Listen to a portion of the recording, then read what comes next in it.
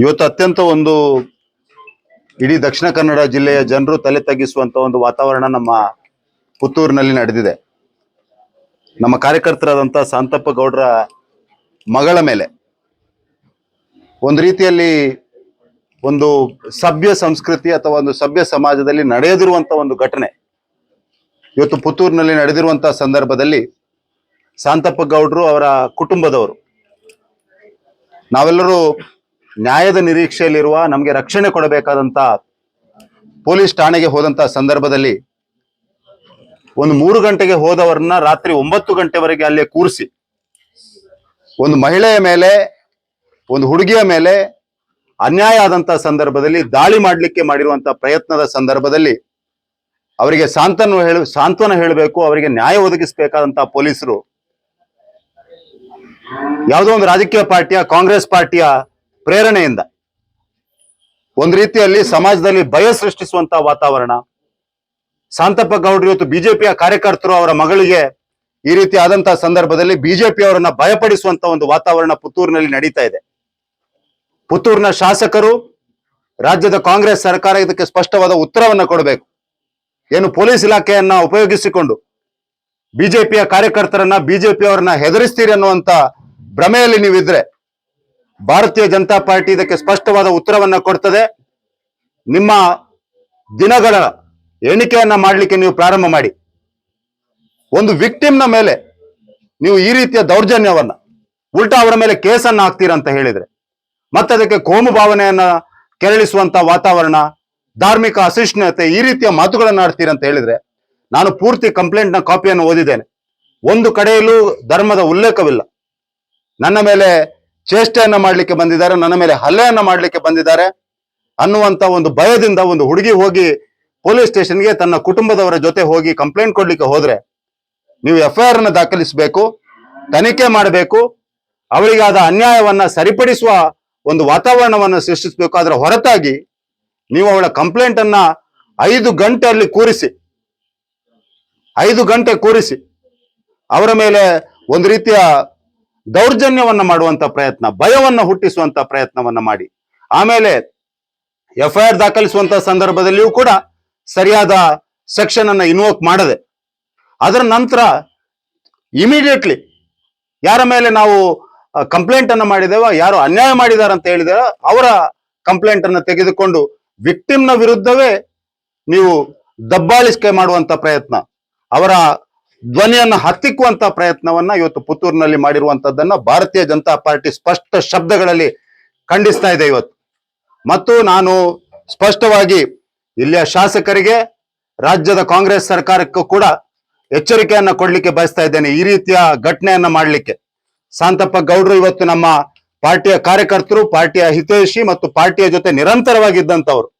ಶಾಂತಪ್ಪ ಗೌಡ್ರ ಧ್ವನಿಯನ್ನ ಹತ್ತಿಕ್ಕುವಂತ ಪ್ರಯತ್ನ, ಭಾರತೀಯ ಜನತಾ ಪಾರ್ಟಿಯ ಕಾರ್ಯಕರ್ತರ ಧ್ವನಿಯನ್ನ ಹತ್ತಿಕ್ಕುವಂತ ಪ್ರಯತ್ನ, ಈ ರೀತಿಯ ಪುಂಡಪೋಖರಿಗಳ ಮುಖಾಂತರ ಮಾಡುವ ಪ್ರಯತ್ನವನ್ನ ನೀವು ಮಾಡಿದ್ರೆ ಭಾರತೀಯ ಜನತಾ ಪಾರ್ಟಿ ಯಾವತ್ತೂ ಕೂಡ ಸುಮ್ಮನೆ ಇರೋದಿಲ್ಲ. ನಾವು ಜಿಲ್ಲಾಧ್ಯಕ್ಷರು ಇವತ್ತು ಬಂದು ಕುಟುಂಬದ ಜೊತೆ ನಿಂತಿದ್ದೇವೆ, ಕುಟುಂಬಕ್ಕೆ ಧೈರ್ಯವನ್ನ ಕೊಡುವ ಕೆಲಸವನ್ನ ಮಾಡಿದ್ದೇವೆ. ನಮ್ಮ ಕಾರ್ಯಕರ್ತರು ಸದಾ ಶಾಂತಪ್ಪ ಗೌಡ್ರ ಜೊತೆ ಇದ್ದೇವೆ ಅನ್ನುವಂತ ಮಾತನ್ನು ಕೂಡ ಈ ಸಂದರ್ಭದಲ್ಲಿ ಹೇಳಲಿಕ್ಕೆ ಬಯಸ್ತಾ ಇದ್ದೇನೆ. ನಾವು ಜಿಲ್ಲಾಧ್ಯಕ್ಷರು ತಕ್ಷಣ ನಾವು ಜಿಲ್ಲೆಯ ತಂಡವಾಗಿ ಕೂತ್ಕೊಂಡು ಯೋಚನೆಯನ್ನ ಮಾಡಿ ಯಾವ ರೀತಿ ಇದಕ್ಕೆ ಹೋರಾಟವನ್ನ ತೆಗೆದುಕೊಳ್ಬೇಕು, ಯಾವ ರೀತಿ ಈ ಕುಟುಂಬಕ್ಕೆ ನ್ಯಾಯವನ್ನು ಕೊಡುವ ಕೆಲಸವನ್ನ ಮಾಡಬೇಕು. ಮಾತ್ರ ಅಲ್ಲ ಪುತ್ತೂರಿನ ರಸ್ತೆಗಳಲ್ಲಿ ಮಹಿಳೆಯರು ನಿರ್ಭೀತಿಯಿಂದ ನಡೆಯುವ ವಾತಾವರಣವನ್ನ ನಿರ್ಮಾಣ ಮಾಡುವಂತ ಜವಾಬ್ದಾರಿ ಕೂಡ ಭಾರತೀಯ ಜನತಾ ಪಾರ್ಟಿಗೆ ಇದೆ. ಹಾಗಾಗಿ ಈ ರೀತಿಯ ದಬ್ಬಾಳಿಕೆಯ ವಾತಾವರಣವನ್ನ, ಎಮರ್ಜೆನ್ಸಿಯ ರೀತಿಯ ವಾತಾವರಣವನ್ನ, ಪ್ರಜಾಪ್ರಭುತ್ವ ಹತ್ತಿಕ್ಕುವಂತ ಮಾನಸಿಕತೆಯನ್ನ ಕಾಂಗ್ರೆಸ್ ಪಾರ್ಟಿ 70ರ ದಶಕದಲ್ಲಿ ಮಾಡಿತ್ತು, ಮತ್ತೊಮ್ಮೆ ಮಾಡುವಂತ ಪ್ರಯತ್ನವನ್ನ ಮಾಡೋದು ಬೇಡ ಅನ್ನುವಂತ ಎಚ್ಚರಿಕೆಯನ್ನು ಕೂಡ ಈ ಸಂದರ್ಭದಲ್ಲಿ ಕೊಡ್ತಾ ಇದ್ದೇನೆ. ನನಗೆ ಮಾಹಿತಿ ಸಿಕ್ಕಿತ್ತು, ಯಾರು ಈ ಸುದ್ದಿಯನ್ನು ಪ್ರಕಟಿಸಿದಂತ ಮಾಧ್ಯಮಗಳ ವಿರುದ್ಧವೂ ಕೂಡ ನೀವು ಕೇಸ್ ಹಾಕುವಂತ ಪ್ರಯತ್ನವನ್ನ ಮಾಡಿದ್ರೆ ಭಾರತೀಯ ಜನತಾ ಪಾರ್ಟಿ ಖಂಡಿತವಾಗಿಯೂ ಸುಮ್ಮನೆ ಇರೋದಿಲ್ಲ ಅನ್ನುವಂತ ಮಾತನ್ನು ಈ ಸಂದರ್ಭದಲ್ಲಿ ಹೇಳಲಿಕ್ಕೆ ಬಯಸ್ತಾ ಇದ್ದೇನೆ. ಕಾಂಗ್ರೆಸ್ ಪಾರ್ಟಿಗೆ ಮತ್ತೊಮ್ಮೆ ಎಚ್ಚರಿಕೆಯನ್ನ ಕೊಡ್ತಾ ಇದ್ದೇನೆ. ಈ ಜಿಲ್ಲೆಯ ಪ್ರತಿಯೊಂದು ಮಹಿಳೆಯ ಜೊತೆ ಭಾರತೀಯ ಜನತಾ ಪಾರ್ಟಿ ಇದೆ. ಶಾಂತಪ್ಪ ಗೌಡ್ರಂತ ಪ್ರತಿಯೊಬ್ಬ ವ್ಯಕ್ತಿಯ ಜೊತೆಗೂ ಭಾರತೀಯ ಜನತಾ ಪಾರ್ಟಿ ಇದೆ. ಪೊಲೀಸ್ ಇಲಾಖೆಯನ್ನು ಉಪಯೋಗಿಸಿಕೊಂಡು ಯಾರು ಸಮಾಜ ದ್ರೋಹಿಗಳಿದಾರ, ಯಾರು ಈ ರೀತಿಯ ಪುಂಡಪೋಖರಿಗಳಿದಾರ, ಅವರ ಜೊತೆ ಕಾಂಗ್ರೆಸ್ ಪಾರ್ಟಿ ನಿಲ್ತದೆ ಅನ್ನುವಂತ ಭ್ರಮೆಯಲ್ಲಿದ್ರೆ ಮುಂದಿನ ದಿವಸದಲ್ಲಿ ಅದಕ್ಕೆ ಸ್ಪಷ್ಟ ಉತ್ತರವನ್ನ ಭಾರತೀಯ ಜನತಾ ಪಾರ್ಟಿ ಕೊಡ್ತದೆ ಅಂತ ಈ ಸಂದರ್ಭದಲ್ಲಿ ಹೇಳಲಿಕ್ಕೆ ಬಯಸ್ತಾ ಇದ್ದೇನೆ. ಪುತ್ತೂರಲ್ಲಿ ಒಂದು ತುರ್ತು ಪರಿಸ್ಥಿತಿಯ ವಾತಾವರಣ ನಿರ್ಮಾಣ ಮಾಡುವಂತದ್ದು ಇವತ್ತು ಪೊಲೀಸ್ ಇಲಾಖೆ ಮತ್ತು ಕರ್ನಾಟಕದ ಕಾಂಗ್ರೆಸ್ ಸರ್ಕಾರ ಮಾಡ್ತಾ ಇದೆ. ಇವತ್ತು ಶಾಂತಪ್ಪ ಗೌಡ್ರ ಮಗಳಿಗೆ ಆಗಿರುವಂತ ಏನು ತೊಂದರೆ ಇದೆ, ಅದರ ಜೊತೆಗೆ 2-3 ಘಟನೆ ಬೇರೆ ಕೂಡ ಆಗಿರುವಂತದ್ದನ್ನ ನಾವು ನೋಡಿದ್ರೆ ಒಟ್ಟು ಪುತ್ತೂರಿನಲ್ಲಿ ಭಯದ ವಾತಾವರಣ ನಿರ್ಮಾಣ ಮಾಡುವಂತದ್ದು ಪೊಲೀಸ್ ಇಲಾಖೆಯೇ ಕಾಂಗ್ರೆಸ್ ಸರ್ಕಾರ ಪೊಲೀಸ್ ಇಲಾಖೆಯ ಮುಖಾಂತರನೇ ಮಾಡುವಂತದ್ದು ಮಾಡ್ತಾ ಇದೆ. ಈಗಾಗಲೇ ಸಂಸದರು ಉಲ್ಲೇಖ ಮಾಡಿದ್ದಾರೆ. ಒಟ್ಟು ನಾವು ಎಲ್ಲ ಸಂಗತಿಗಳನ್ನ ತಿಳ್ಕೊಂಡಾಗ ನಮ್ಗೆ ಅನಿಸೋದು ಪುತ್ತೂರಿನಲ್ಲಿ ಹಿಂದೂಗಳಿಗೆ, ಭಾರತೀಯ ಜನತಾ ಪಾರ್ಟಿಯ ಕಾರ್ಯಕರ್ತರಿಗೆ ಯಾರಿಗೂ ಕೂಡ ರಕ್ಷಣೆ ಇಲ್ಲದ ವಾತಾವರಣ ನಿರ್ಮಾಣ ಆಗಿದೆ. ಪುತ್ತೂರಲ್ಲಿ ಒಂದು ಹುಡುಗಿ ಭಯದ ವಾತಾವರಣದಲ್ಲಿ ನಡೆದಾಡುವಂತ ಪರಿಸ್ಥಿತಿ ನಿರ್ಮಾಣ ಮಾಡಿದ್ದಾರೆ. 8ನೇ ತಾರೀಕು ಘಟನೆ ಆಗಿದೆ. ಯಾವಾಗ್ಲೂ 8ನೇ ತಾರೀಕು ಯಾವಾಗ ಘಟನೆ ಆಗ್ತದೆ, ಆ ಘಟನೆ ಆದ 1 ಗಂಟೆಯಲ್ಲಿ FIR ಮಾಡ್ಲಿಕ್ಕೆ ಈ SP ಅವರಿಗೆ ಮತ್ತು ಪೊಲೀಸ್ ಇಲಾಖೆಗೆ ಗೊತ್ತಿದೆ. ಆದ್ರೆ 6:45ಕ್ಕೆ ಆದ ಘಟನೆಯನ್ನ ರಾತ್ರಿ 8-8:15 ಆದ್ರೂ ಕೂಡ ಪೊಲೀಸ್ ಇಲಾಖೆ ಕೇಸು ದಾಖಲು ಮಾಡುದಿಲ್ಲ. ನಮ್ಗೆ ವಿಚಿತ್ರ ಆಗೋದು, ಆ ಹುಡುಗಿಗೆ ಅನ್ಯಾಯ ಆಗಿದೆ ಅಂತ ತಂದೆ ಮತ್ತು ಸಂಬಂಧಿಕರು ಹೋದ್ರೆ ಸಂಬಂಧಿಕರ ಮೇಲೇನೆ ಕೇಸು ಮಾಡುವಂತ ಯಾವ ಪರಿಸ್ಥಿತಿ ಜಿಲ್ಲೆಯಲ್ಲಿ ಮತ್ತು SP ಅವರು ಮತ್ತು ಈ ಸಂಗತಿಯನ್ನ ನೋಡ್ಕೊಳ್ತಿದ್ದಾರೆ ಎನ್ನುವುದನ್ನ ನಾವು ನೋಡ್ತಾ ಇದ್ದೇವೆ. ಭಾರತೀಯ ಜನತಾ ಪಾರ್ಟಿಯ ಕಾರ್ಯಕರ್ತರಿಗೆ ಮತ್ತು ನಮ್ಮ ಹಿಂದೂ ಸಂಘಟನೆ ಅಥವಾ ಹಿಂದುತ್ವ ವಿಚಾರಕ್ಕೋಸ್ಕರ ಹೋರಾಟ ಮಾಡುವಂತ ಯಾರಿಗೂ ಕೂಡ ತೊಂದರೆ ಆದ್ರೆ ಅದನ್ನು ಬಿಡುವಂತ ಪ್ರಶ್ನೆನೇ ಇಲ್ಲ. ನಾವು ಯಾರಿಗೆ ಹೇಳಬೇಕು, ಯಾರ ಹತ್ರ ಮಾತಾಡಬೇಕು, ಯಾರ ಗಮನಕ್ಕೆ ತರಬೇಕು, ಎಲ್ಲ ರೀತಿಯ ವ್ಯವಸ್ಥೆಯನ್ನ ನಾವು ಮಾಡ್ತೇವೆ. ಭಾರತೀಯ ಜನತಾ ಪಾರ್ಟಿ ಸಂಪೂರ್ಣವಾಗಿ ಈ ಒಂದು ಕುಟುಂಬದ ಒಟ್ಟಿಗೆ ನಿರಂತರವಾಗಿರುತ್ತದೆ. ಭಾರತೀಯ ಜನತಾ ಪಾರ್ಟಿಯ ಕಾರ್ಯಕರ್ತರು ಇವತ್ತು ನಮ್ಗೆ ಮನಸ್ಸು ಮಾಡಿದ್ರೆ ಇದರ ಬಗ್ಗೆ ಒಂದು ದೊಡ್ಡ ಹೋರಾಟವನ್ನ ಮಾಡಬಹುದಿತ್ತು.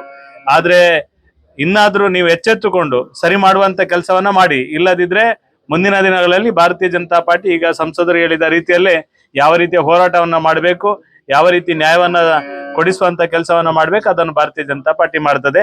ವಿಶೇಷವಾಗಿ ನನಗೆ ಅನಿಸುವುದು, ಮಾಧ್ಯಮಗಳ ಮೇಲೆ ಕೂಡ ಇವತ್ತು ಕೇಸು ದಾಖಲಿಸುವಂತ ಕೆಲಸ ಮಾಡಿದ್ದಾರೆ ಅಂದ್ರೆ ಇವತ್ತು ಯಾರನ್ನೂ ಸಹ ಬಿಡುವುದಿಲ್ಲ.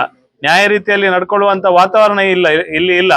ಇಲ್ಲಿಯ ಶಾಸಕರು ಏನು ಮಾಡ್ತಾರೆ ಗೊತ್ತಿಲ್ಲ. ಎಲ್ಲ ವಿಷಯಕ್ಕೆ ಅವರು ಎಲ್ಲಾ ರೀತಿಯ ಪ್ರತಿಕ್ರಿಯೆಯನ್ನ ಕೊಡ್ತಾರೆ. ಇದರ ಬಗ್ಗೆ ಚಾಚು ತಪ್ಪದೆ ಸುಮ್ಮನೆ ಕೂತಿದ್ದಾರೆ. ಅವರು ಪ್ರತಿಕ್ರಿಯೆಯನ್ನ ಕೊಡಬೇಕು. ಈ ರೀತಿ ಮಾಧ್ಯಮದ ಮೇಲೆ, ಈ ರೀತಿ ಒಂದು ಸಣ್ಣ ಪ್ರಾಯದ ಹುಡುಗಿಯ ಮೇಲೆ ಈ ತರದ ವಾತಾವರಣ ನಿರ್ಮಾಣ ಆದಾಗ ಒಬ್ರು ಶಾಸಕರು ಇದರ ಬಗ್ಗೆ ಪ್ರತಿಕ್ರಿಯೆಯನ್ನು ಕೊಡಬೇಕು.